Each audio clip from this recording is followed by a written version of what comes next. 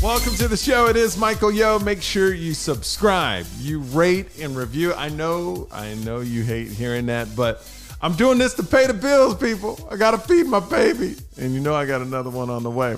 Live inside the studio right now. I am so excited. I absolutely love her. She's a legend in comedy. She's with all the greats. Please welcome Margaret Cho. Now, you have a podcast as well, right? Which you did on mine. I know. And tell everybody the name so they can... It's called The Margaret Cho, and it's interviews with people you know and people you should know. And it's on, you can get it on iTunes or wherever you listen to podcasts. How do you like being on the other side, the one interviewing people? I love it. Do you really? What do you love about it? I think that it's like, because I really do get into people. Like, I get really interested in how they are and how they work, especially like people who are creative, and I love their work, So it's nice to know, and it's nice to know how they get there. And I always appreciate, just the way that people are, like I think it's weird when you're a comic and, so much of it is sort of on performance, but when you can kind of delve in and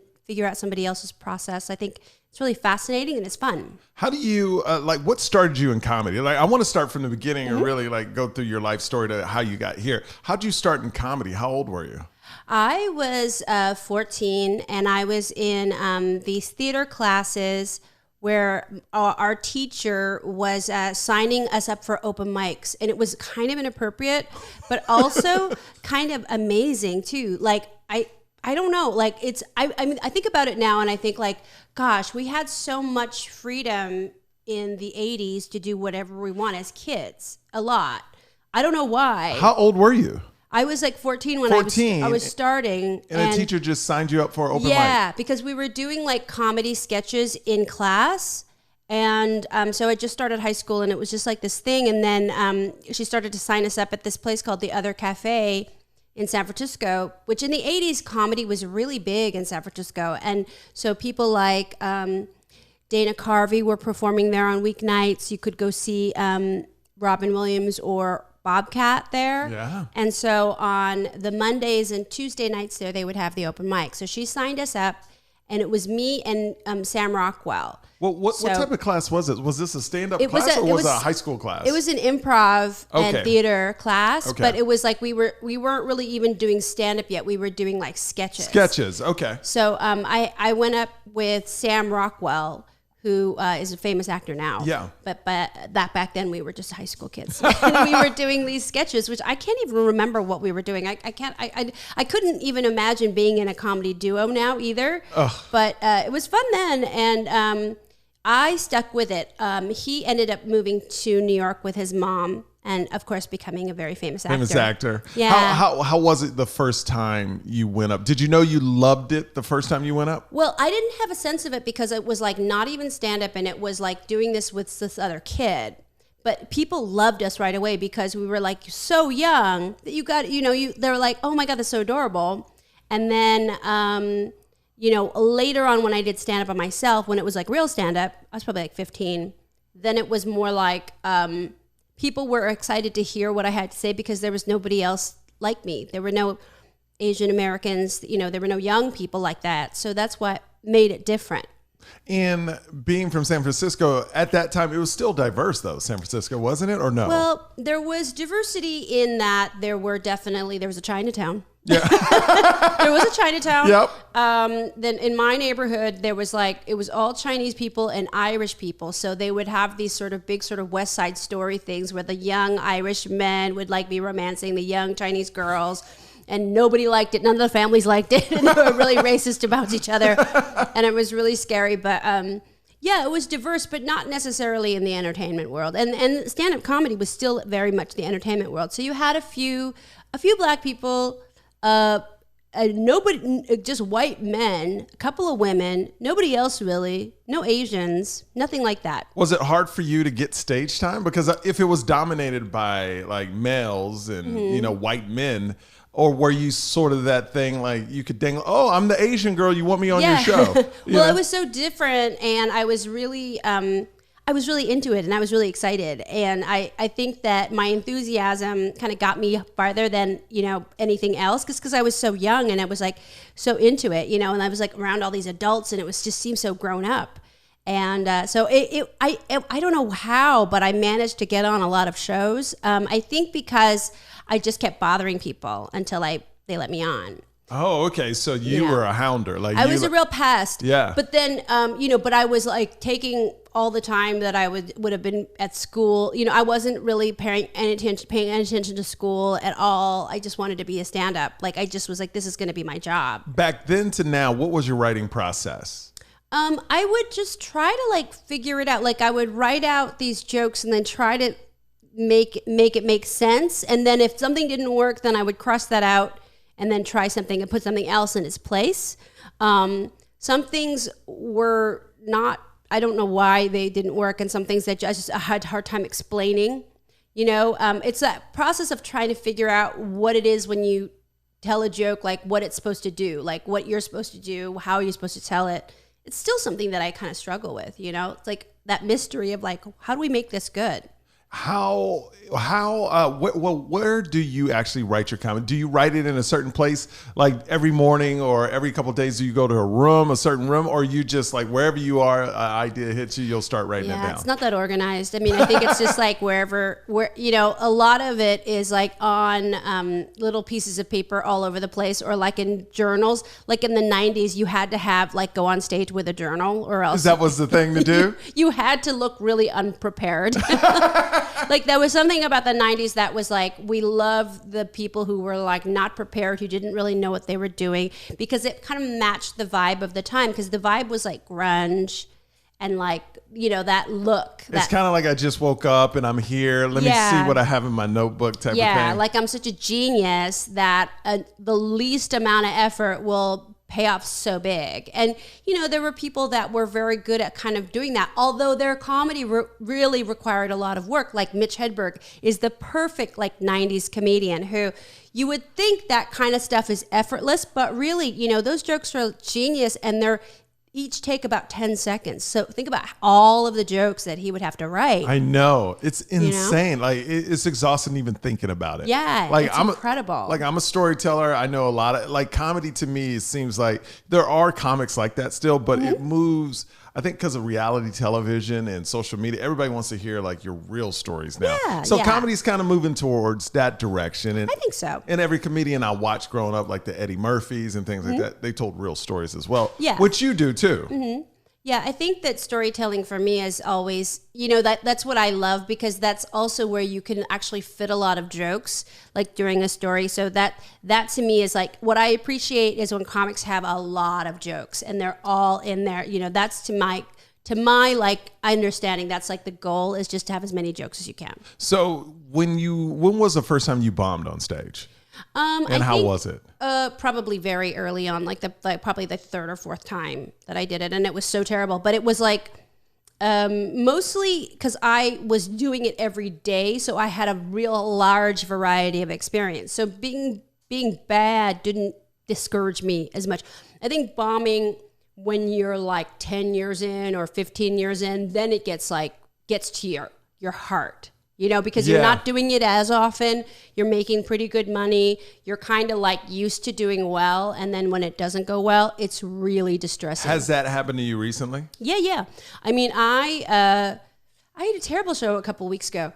And I mean, it was not a big deal because it was just sort of like this little place, in town. And sometimes I'll really bomb in the original room at the Comedy Store because you can't.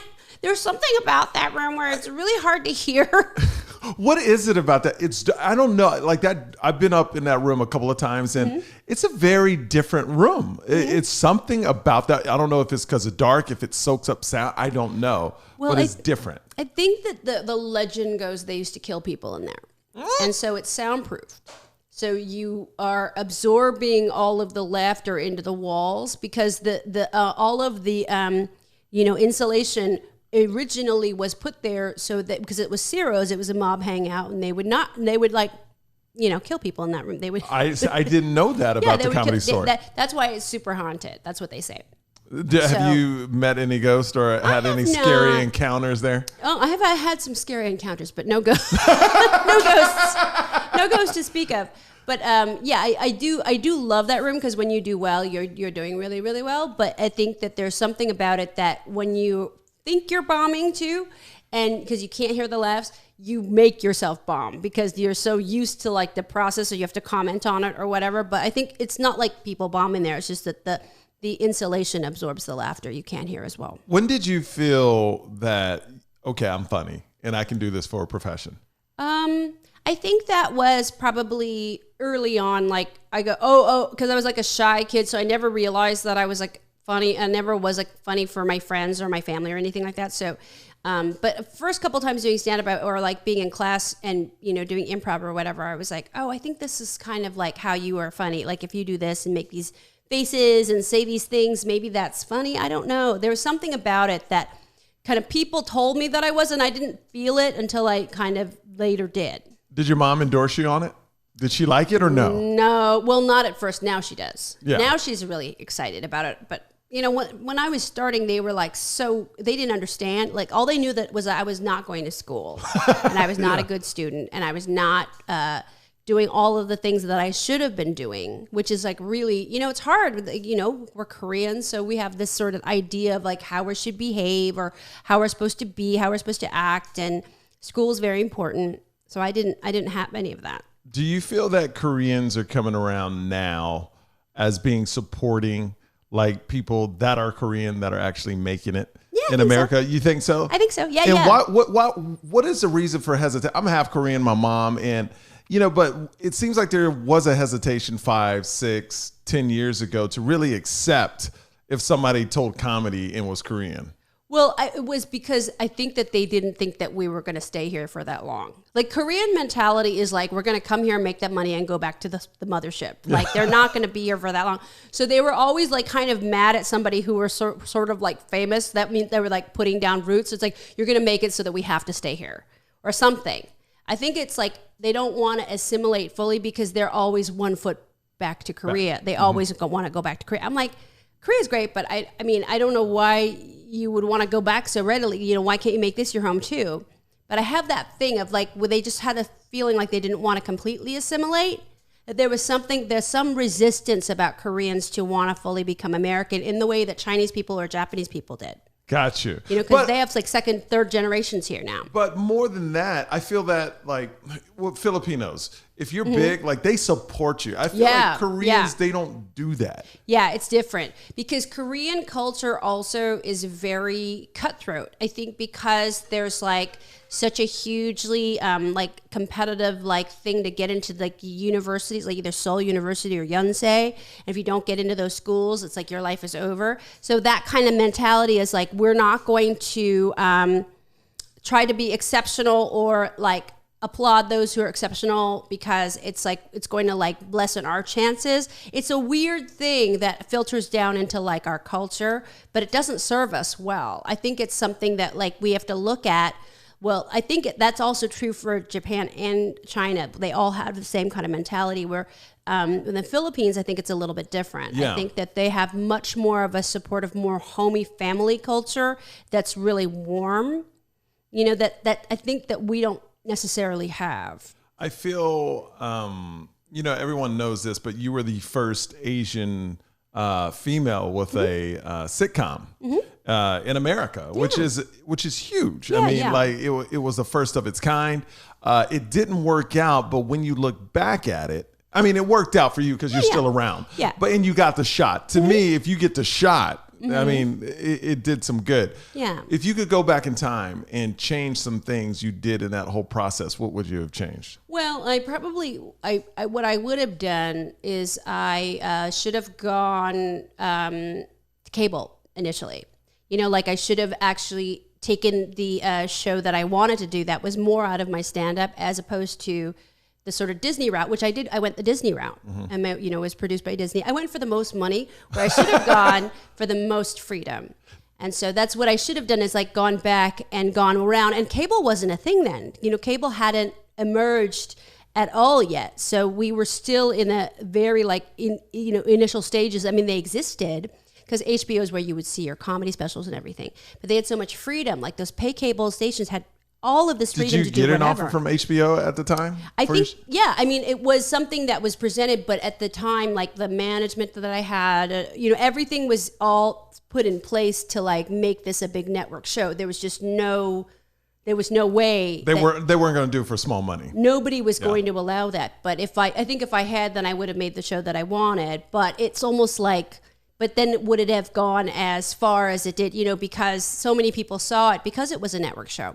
And it was the first time a lot of people saw Asian Americans on TV, and it inspired a lot of people. So even though the show only lasted 22 episodes, it still had an impact in how it affected the way that people were going to like go off and be in showbiz, which I think is cool. With stand-up, you get the reaction right after you get off stage. So you know if you did well or not. Yeah. Was it stressful waiting a whole night for those ratings in the morning? Yeah, it was stressful. It was stressful, right? Because it was very meaningful and you needed to know right away. I mean, nowadays I think it's a little bit different the way that television is. And you kind of know, I think, from like engagement on social media, if people are watching or whatever. It's a weird thing like now, but then it was very important.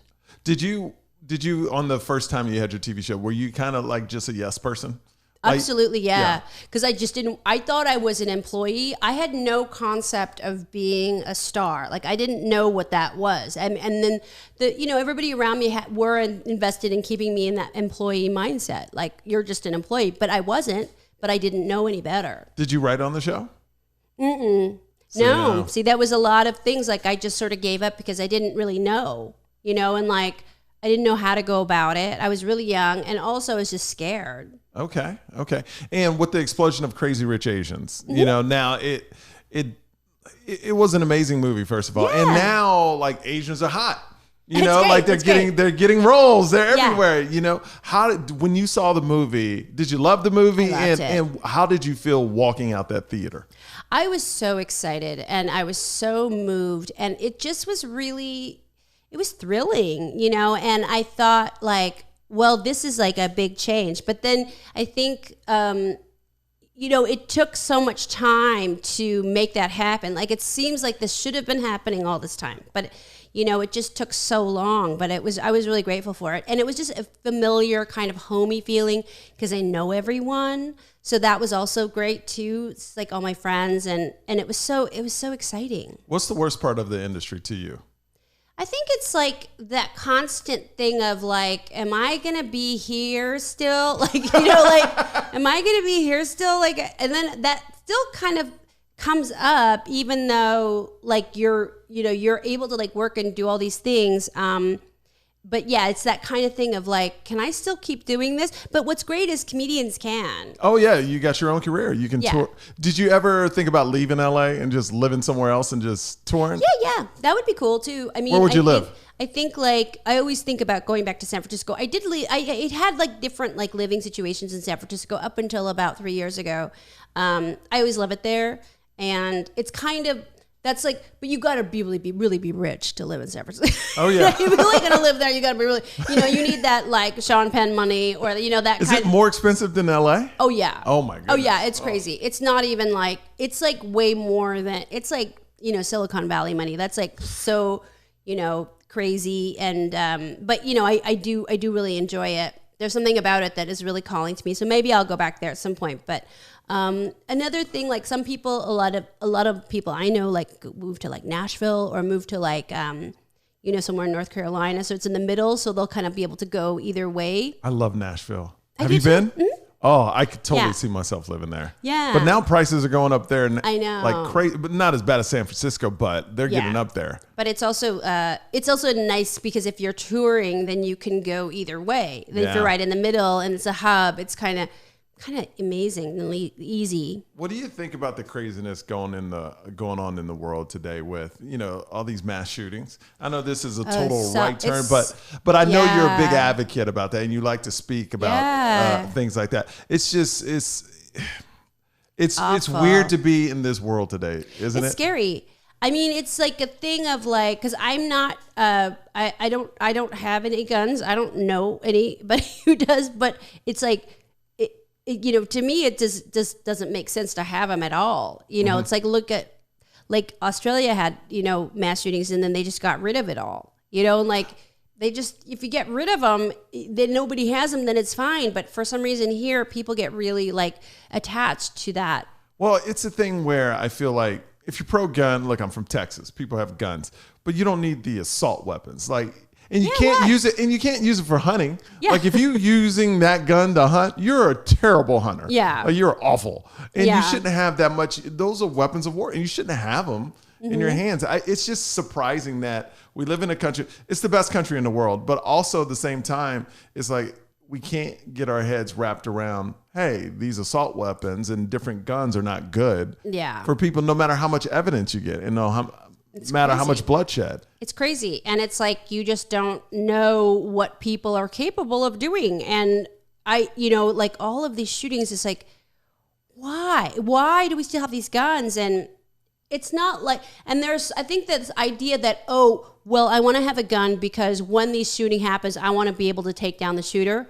And it's like, that's a terrible mentality. You're not going to be a hero. It's just like, I'm like, I know that I would never be able to like just find it in my purse, like, because I have so much stuff all the time. Like, it's just like there's so much room for accidents there. You can't rely on yourself to be some kind of vigilante hero. Like when they were saying, well, you want to stop a gun, you got to have a gun. I was like, that just creates more guns, man. It just makes it worse. But, people have I think what it is that everybody feels unsafe and that everybody just wants to cope. And their means of coping is trying to somehow be more armed, and so it's just a mentality that is, it's hard to get around, but it's also like, we all can agree the world is scary. It's scary. It is like, I am pro-gun, but pro-gun for people that are responsible, Yeah. And I hate the thing where they're always blaming mental illness, where a lot of the times it's racist. It's racism, yeah. And racism, they're making people say, if they're racist, they're mentally. No, I know. I grew up with racist people that weren't mentally ill at all. Yeah. And don't lump those together. That's what upsets me. Yeah, it's not, they're not the same thing. It's like, and they wouldn't consider themselves mentally ill. And it's not, it is racism. It is like hardcore, crazy racism that is supported by all of these crazy people who are really irresponsible, like just spreading these lies, including Donald Trump.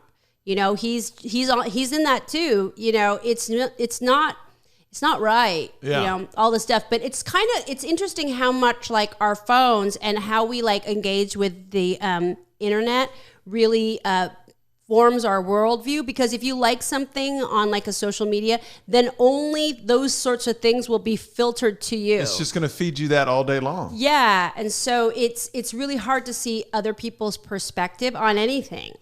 When when you see news articles and when you check out the news, what is the one thing, like, are you a CNN person? Are you an MSNBC person? Like, where do you get your news and where do you get or I stopped watching news because I couldn't watch it. I have to read it. Are you the type of person like that now? Well, I kind of do a couple of things. I usually will go for, I usually will go for TMZ because that's the fastest. Yeah. Oddly, they are actually the most legit. Like, they are really fast. They are pretty amazing, like how they get things like the second it happens.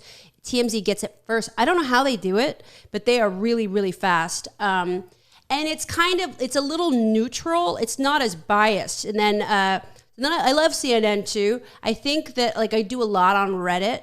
But Reddit, I will go into these communities that I really kind of very conservative ones that I really get me really angry and like I don't understand. But I still want to keep on looking. You got to know both sides. I just want to look and see. But yeah, Reddit is kind of, I do like the way that I get a lot of news through there. So it seems like I can pick and choose and like I can look at things that are maybe not always my opinion. Now, I know when you were younger, when I was younger, you probably went through a lot of racism growing up. Yeah. But do you still get it today?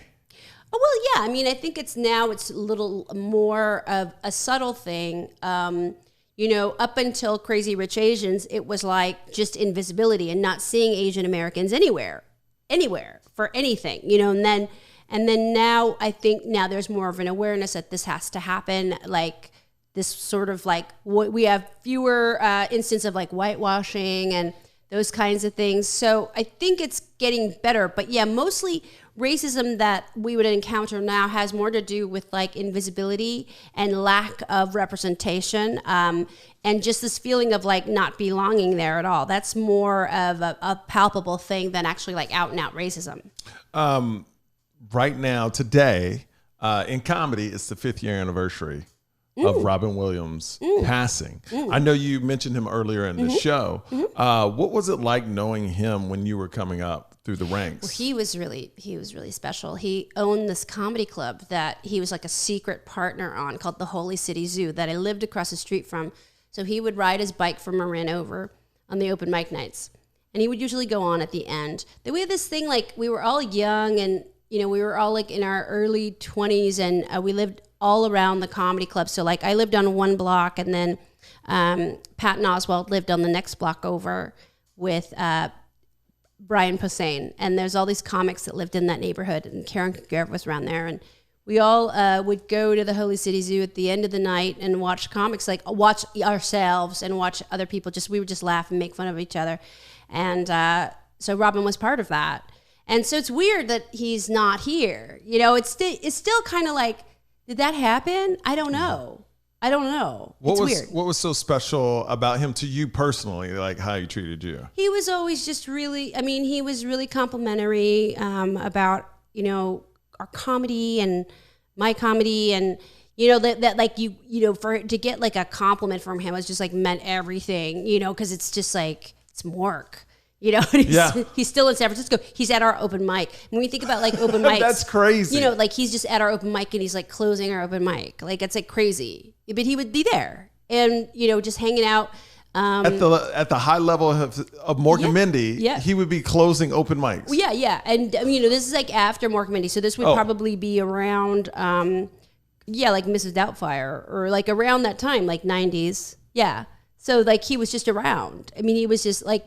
2000s, 90s, I mean, 90s. This would be like mid 90s, late 90s. I mean, he was just a guy that was there, but he was very, I don't know, he was just so generous too. He, you know, I think there was a part of him that felt guilty about his success. So really? He would like give comics money. Like if somebody had like, you know, a bad divorce, he would like give you like all this money, like, or if you were losing your kids or something like going on in your personal life, he was just like very fast to just give people money. Did he ever help you out? Not financially, but just being around. And then I got to do comic relief like in 1996, which was really great, really great.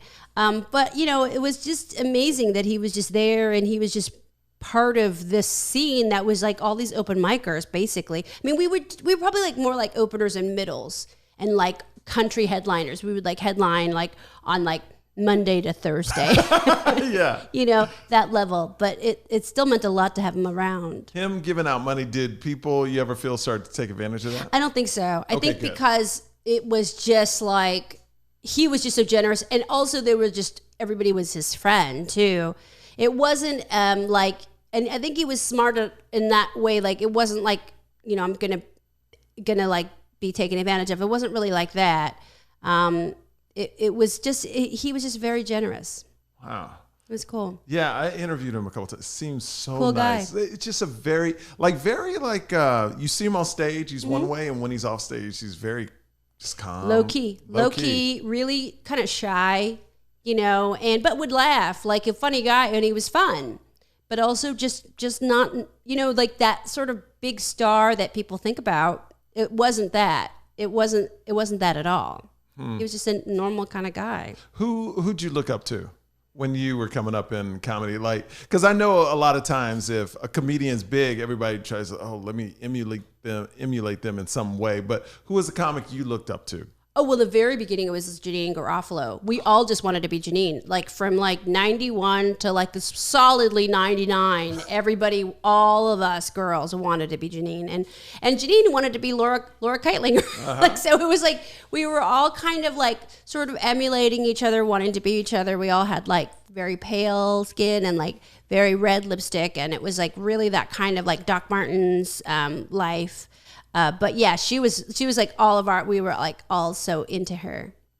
You're considered a legend now. That's good. No, it's great. When you hear that word, what do you think? Like, you're a legend in comedy. Oh, I like it. I mean, I think it's good. I think it's good. Like, it's good because then, and it's like the one industry within the industry, one place within entertainment where being older is a real asset, especially for a woman.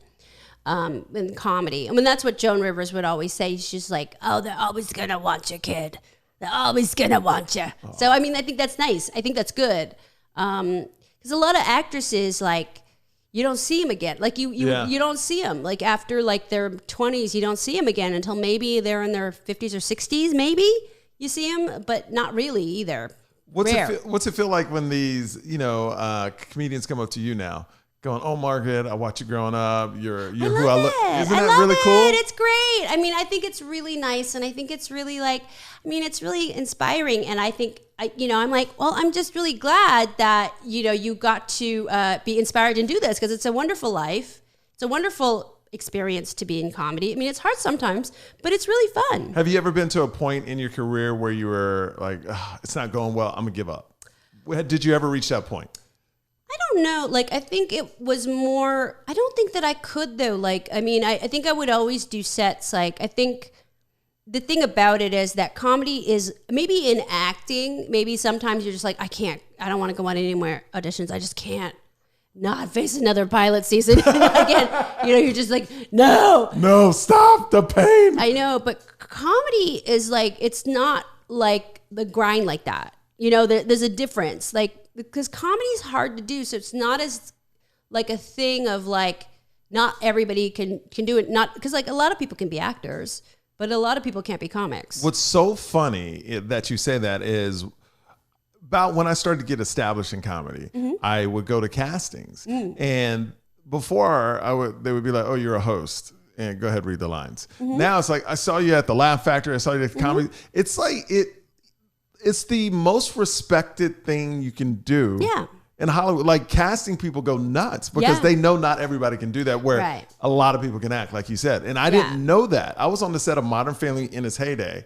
and they knew I did stand-up. One of them showed a clip, and they were like, oh, how do you do that? Yeah, it's hard. And this was Ty Burrell and all these guys, and I'm like, you're on the biggest show in the world right now. Yeah, but it's different. It's like, because comedy is so specialized, and it's hard to do, and so also we don't do it necessarily to become famous. Like, we just do it because we love it, and we just have to. And all of our friends are comics, and it's just kind of like we just have to. I mean, I have to do comedy because if I don't do it like every couple of days, like I forget.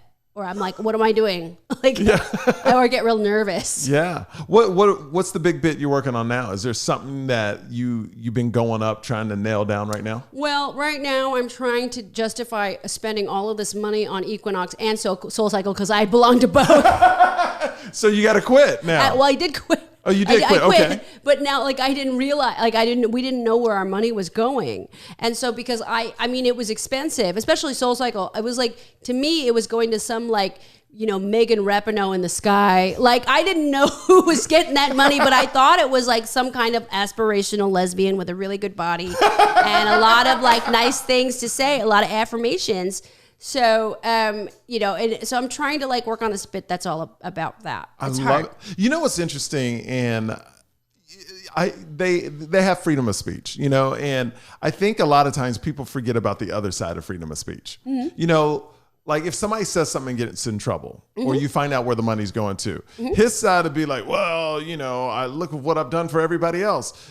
But you endorse that. That's your side. That's your freedom of speech. You did what you wanted to do. I hate where only people look at freedom of speech from one side, because if I don't like what you're doing, I have the freedom of speech to say, no, I don't want to support you. But people have a problem with the second side of freedom of speech. And this is both sides. I don't want to, I'm very, like in the middle, like whether you're a Democrat, Republican, if you're talking politics, both sides do it, but you have to say you have a freedom of speech on both sides. We have a right to complain if we don't like something. Exactly. And boycott against it. Well, I mean, it's like, what's great is now we know, because we didn't know before. We had no idea. And those businesses, especially like, Equinox and Soul Cycle in particular, that is the most gay, male, and lesbian form of working out that's the biggest part of our income goes to these businesses, which we just assume are owned by gay people. I don't know why I got that. Nobody said it was owned by gay people. That's almost like $400 a month. $250 for the gym membership, $150 for spend like a month. You just you don't even understand how much money that is. It's a lot. Yeah. It's like rent. Yeah. So it's really that's why I think people were so horrified, because those businesses are so gay friendly and so liberal leaning. You think this is actually like odd. So if he goes, well, you see, maybe doing a dinner for Trump, but look at what I've done I've hired a bunch of gay people. I'm very accepting of gay people in my place. Yeah. Why are you taking that out on me for throwing a dinner for Trump? Yeah. It's weird. It's like, well, I think it's more just like we didn't know. And then maybe if we had some understanding of it, and it's like, we don't know a lot of things about where things are, what companies own what, and all the things that happen behind the curtain of like investors, and that's the big money stuff. We just don't know. So it's good to know. I think that's now more that we have to have an understanding of that. Now, you have a lot of tattoos. I do. I want to talk about, what was your first tattoo and why'd you get it? My first tattoo is actually very big. It was my stomach and back, entirely done by Don Ed Hardy, who tattooed a lot of members of my extended family, all the people that worked at my parents' bookstore, all the gay and lesbian kids that were like around me growing up. So they were all getting full body tattoos in this late 70s, early 80s. And so I was around them a lot. So this was before Ed Hardy was Ed Hardy. Yeah. He had sort of already kind of been established as that, that name, of course. But his style of tattooing is really like well known because of the clothing brand and all of that. But it's very, he's a very, very important tattooer, and he's a really great guy. How old were you when you got your first tattoo? I think about 30. Okay. Yeah, so a little bit later. You were okay. You didn't get it when you were like 15. No, a little bit later. But I always knew that I was going to have like a full body suit. I have pretty much a bodysuit, but it's not all connected in that traditional way. But he did the very beginning of it, which is like a very, very big part of it. What's your most meaningful tattoo? None of them have any meaning, which is really, it's unfortunate that I never even assigned meaning to any of them. They're all just fun things. I have a love of tattooing. I have a lot of good friends who are tattooers, and most of them just tattooed things on me, and I didn't really even think about it. So you don't come in and say, I want this. You're like, oh, whatever you feel like doing today. I kind of had some ideas. There's St. Teresa on my back, which because I was excited because I'd just come back from Rome and I'd seen the Bernini, and I really wanted that. But other stuff is just kind of dumb. Like I have like the presidents on my kneecaps. It's just dumb. It's just stupid just to have George Washington and Abraham Lincoln. It's just chilling on your knees, huh? Just dumb. Is there a reason for that? No, it's so stupid. It's just stupid tattoos. Like if you have a whole bunch of them, then you just start getting stupid ones. So if you could take one away, then which one? The knees? No, I actually like those. I don't think I would take away any of them because I love everybody that tattooed me, and they all represent a really fun day or a fun weekend that we spent doing this, whether it's in San Francisco or New York or LA. And so that's my tattoos are really more just about the tattooers and the people that I love. Okay, so are you on tour right now? What are you working on? I am. I'm on tour. I'm all over the place. I'm going to Montreal Pride, this big Pride show on Friday. And then Saturday, I'm going to be in Rochester, Washington, which is kind of a far place to go. But I do a monthly show at Largo in LA. That's right. Which is fun. And I'm always out there doing shows. So. What comedians do you like watching right now? Now, I love Tig. Tig Notaro is so funny. I'm going to do her show next week, actually. So I go to Montreal, and then I go to Washington, and then I come back on Sunday to do Tig's show. Okay, so I want to end up with a couple of first questions because it's the first time you're on this show. Yeah. First celebrity crush. That's the first. First celebrity crush? Yeah. Probably Mr. Goodbody. The guy that wears the unitard that has all of the organs? Because I was just really fascinated. It's like, oh, look at all those. And I was always looking for a penis, but I never saw one. because it was all like no skin. No but skin, it was, yeah. None of that. But it was all like his like organs. I was like, oh my God. I don't know if it was a crush so much, but I just wanted to see him, which I think is what a crush is. Yeah, that's right. Like you want to see him. Okay. And I wanted to see him a lot. Okay, first concert you ever went to? The Go-Go's at the Greek Theater in San Francisco. First time you ever got in a fight? Like a fist fight? Fist fight? I think I was probably in like third grade, so like 8 or 9. It was a Korean girl. I think her name was Hyunjin, and we really fought. Like I don't think anything like really happened. We didn't really get in trouble, but we were like kind of punching like up to the school bus, and then she kicked, and then the school bus doors closed on her feet, so she never got me because it closed right on her feet. I remember that. Yeah. So I was like 8 years old or something. First time you knew you were famous? Oh gosh. I don't know. I think I was, you know what? It was in the LA Times, and it was this like, in the beginning of the year, it was like who to watch. And it was like this column, so it had me and Leonardo DiCaprio. Stop it. And I was like, oh my God, I'm famous. And I was like, who's that? We didn't even know. That was so long ago. We didn't know who Leonardo DiCaprio was. Wow. That's how long ago. Wow. First car you ever had? The first car was a Buick LeSabre. It was very old, and it was very large. And it's got like 8 miles to the gallon. And it died really badly on... like the whole like transmission blew up, and that smell, you know, and all the clouds of smoke come out. It's like so. It's when I smell it. Sometimes you'll be out like on the freeway and you smell it. It's so gross. Ugh. But I remember that smell. What do you like binge watching right now, or like what's a guilty pleasure you like doing? A guilty pleasure. Well, I like those like ID murder shows. I like any kind of murder show. I love. I can watch. Why do you love? I love. It blows my mind when people like these. It scares me. It's scary, but it's also like it's so creepy and weird. But it's also like you kind of know what's going to happen. Like it's always like they do the recreation, and you're like, oh, I know what's going to happen. And it's just kind of like it's weird how people are so predictable and they're like evil. So I do enjoy that. The last one I watched was like online murders or something. It was a murder online. People getting like catfished or whatever, and they get killed. That's scary. It's real scary. It's real scary. Oh no! Like I'm scared. I mean, the world is so crazy right now. Like everything that's going on, you just got to watch yourself. It's even like when I do shows at these. I was at Levity Live. Like, do I meet people after the show? Do I not meet people after the show? You're thinking about everything nowadays. Mm-hmm. You know, it's just it's a scary time. Yeah. It's a scary time. All right, and your podcast is out. Get it on iTunes. iTunes or anywhere you listen to podcasts. It's called The Margaret Cho. And your website is Margaret Cho. MargaretCho.com. There you go. All right, everybody. Thank you so much for stopping by. Thank you. Everybody listening, make sure you subscribe, rate, and review. It's the Michael Yo Show. Thank you so much for hanging out. Thank you, Margaret. Thank you.